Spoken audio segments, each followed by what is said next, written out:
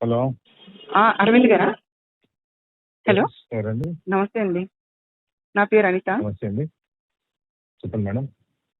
Sir, Bandi Sanjay గారు అబ్బాయి చేసిన పనికి మీరు అసలు ఒక్క మాట కూడా ఎక్కడ మాట్లాడలేదు తప్పని. మేడం, బండి సంజయ్ గారు అబ్బాయి చేసిన తప్పని మీరు ఒక్క చోట కూడా మాట్లాడలేదు. నేను Bharatiya Janata party MP madam. అవునండి. మా పార్టీలో అడిగినప్పుడు మా పార్టీలో మేము చెప్తాము. అంటే బయట ఎక్కడ అన్యాయం మాట్లాడాలో జరిగిన చోట అక్కడ మీరు మాట్లాడతాం. అన్యాయం చోట జరిగిన చోట ఖండించరా మీరు? మేము ఖండించాల్సిన చోట ఖండిస్తామండి.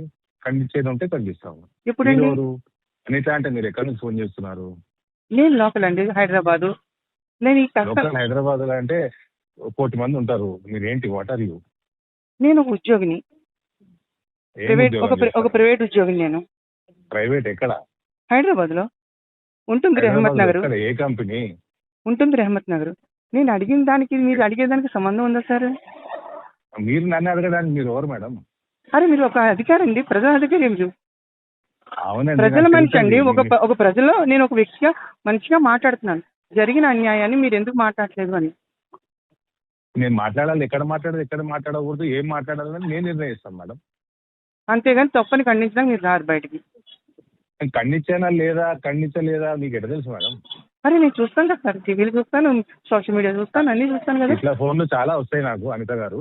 ఓకే, నాకు మీరు నేర్పించాల్సిన అవసరం లేదు.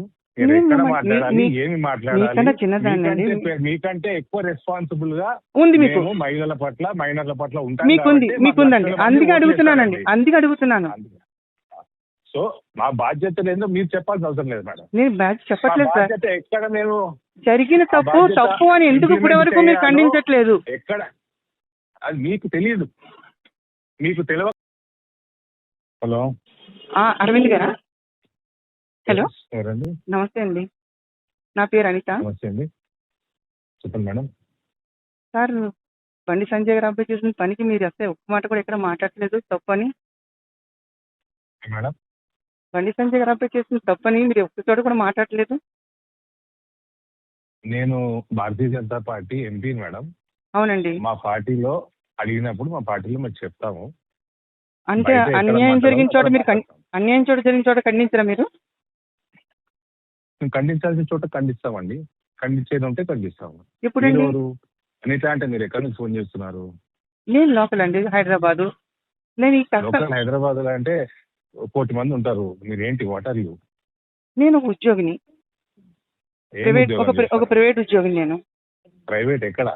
హైదరాబాద్ లో ఉంటుంది, రెహమత్ నగర్. ఎక్కడ? ఏ కంపెనీ? ఉంటుంది, రెహమత్ నగర్. నేను అడిగిన దానికి మీరు అడిగేదానికి సంబంధం ఉందా సార్? మీరు నన్ను అడగడానికి మీరు ఎవరు మేడం?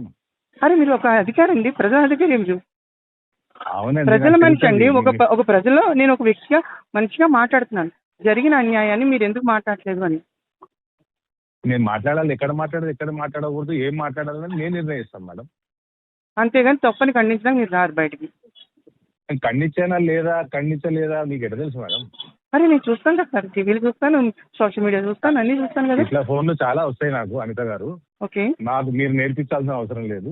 మీరు నేను ఎక్కడ మిమ్మల్ని- మాట్లాడాలి, మీ- ఏమి మాట్లాడాలి, మీకన్నా చిన్నదాన్ని అండి. మీకంటే ఎక్కువ రెస్పాన్సిబుల్ గా ఉంది మీకు, మేము మహిళల పట్ల, మైనర్ల పట్ల ఉంటాం. మీకుందండి. అందుకే అడుగుతున్నాను.